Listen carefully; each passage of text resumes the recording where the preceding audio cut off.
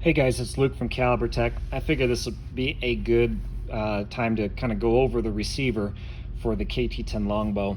I apologize in advance for the video quality. I'm just using my phone here, and I'm doing everything uncut, so I might stutter or something. It's just going to have to be how it is for right now.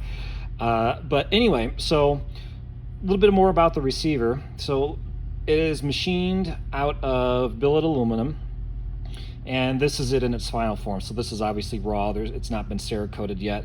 The bolt release is also something that I designed for this, and of course the magazine release too. That one I already have Cerakoted black. I did a handful of them a couple weeks ago now, so that's the only one that's actually done.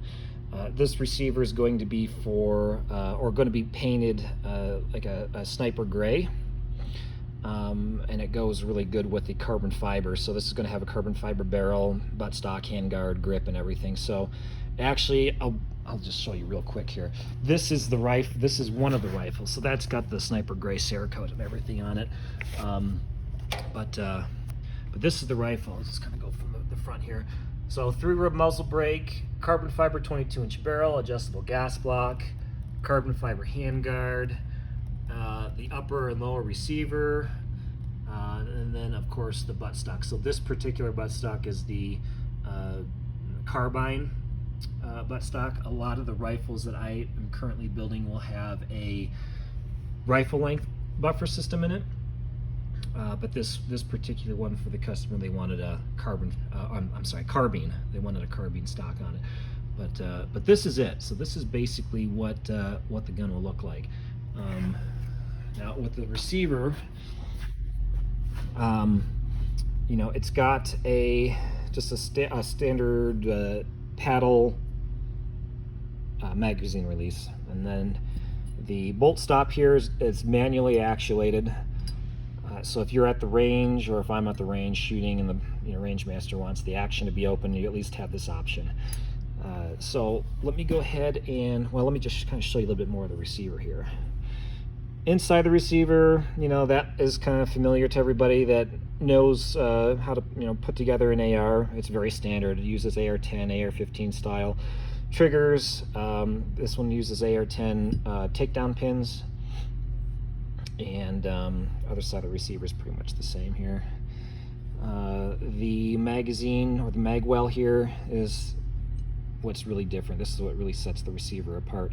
So this is able to take the Accuracy International style magazines. And the whole point of it was because when I first started doing this project, I wanted to be able to use a factory length 6.5 PRC and or 300 WSM cartridge. And with the AR-10s, those magazines, the problem with those magazines was when you would put those types of cartridges in those magazines, you'd have issues with the magazine bulging, and of course they weren't long enough to use factory length 6.5 PRC cartridges, especially the more popular 140 grain projectiles. With this magazine, the AI magazines, you can. I want to say it's like 2.955 is the factory length, which does fit inside of the magazine. So you're able to use the factory length, factory length 6.5 PRC magazines. So the magazines that I've used are Accurate Mag. It's a dual stack, single feed, and they have worked great. I have had no issues with these magazines. They have worked perfectly fine. MDT makes one. I do plan on getting an MDT magazine, a couple of them in to try. I think the dimensions are going to be pretty similar. The Accuracy International branded magazines are also, I think, pretty similar.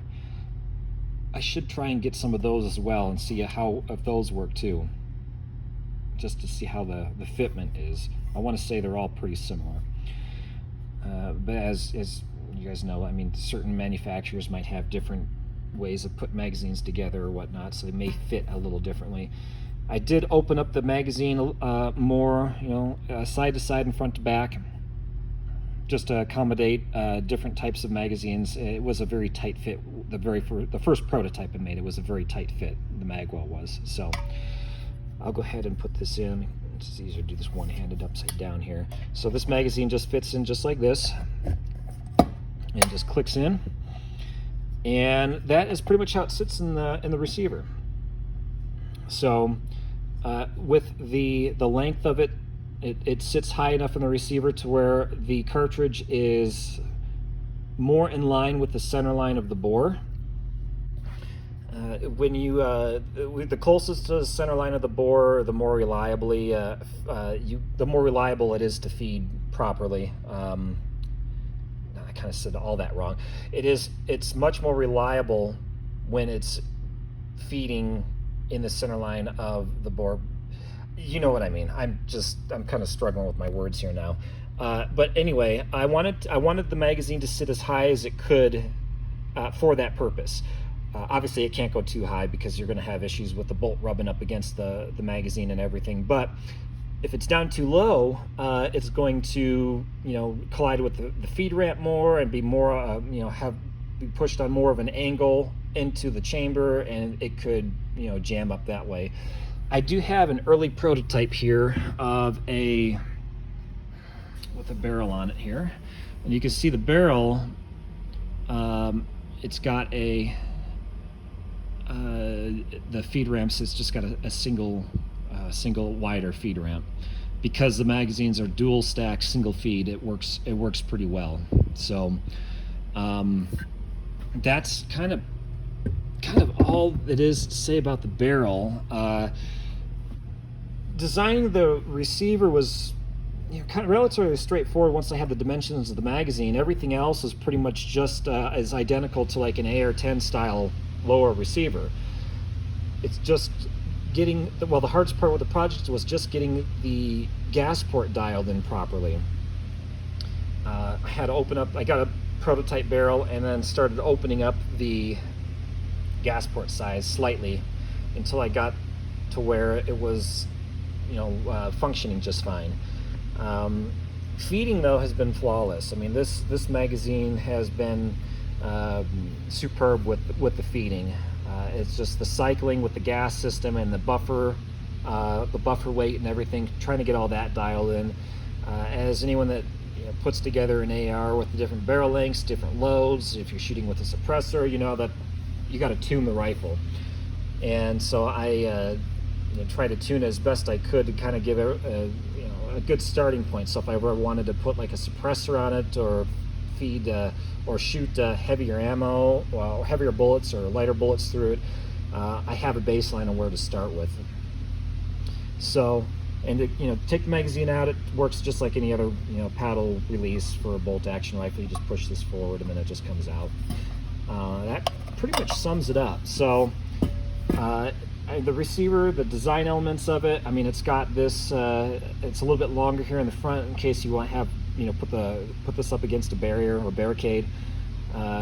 Manual actuated bolt stop, magazine release, and everything else is pretty much the same as we all are familiar with the AR platform. Everything is the same on the inside here. You can use any AR-10, AR-15 style trigger, safety, anything like that. I currently like the single stage triggers. I haven't decided on which one I really like the most. I've used the Geisley two-stage triggers, and they're nice triggers, and I'm using a Rise single stage trigger right now, and I want to try the trigger text, and I'll probably make my decision on which one is which one I like the best. I think the trigger text, from what I hear, are really nice, but I don't know, time will tell. But anyway, that pretty much sums it up. It's just a kind of a fun project. This whole thing was a fun project. The 6.5 PRC shoots very smooth out of this whole platform. The 300 WSM is another one I did. Shooting the heavier bullets, the recoil is just a little bit more stout. It's a fantastic cartridge. I'm a big fan of the 300 WSM. That's what my personal hunting rifle is chambered in this platform. I do want to start doing some more testing on the 7 Sound. That is going to be coming probably this winter as far as the project is concerned, when I'm going to start it. The 6.8 Western, I haven't had anybody reach out to me to talk about the 6.8 Western. That could be a possibility. The 270 WSM is another possibility. And then whatever other short action Magnums are out there. We'll just kind of see as time goes on. So that pretty much sums it up. Like I said, it's been a fun project. This is an awesome rifle to shoot. It is a lot of fun, especially when you don't have to worry about the magazine being an issue. It just go to the range or out to out in the field. Shooting is a lot of fun with it. So I'll do another video here of the carbon fiber rifle, my personal carbon fiber rifle that I have. I'll be doing that here probably in the next week or two. Kind of go over some of the features on that, and we'll just kind of go from there. Other than that, that's pretty much it. We'll talk to you guys later.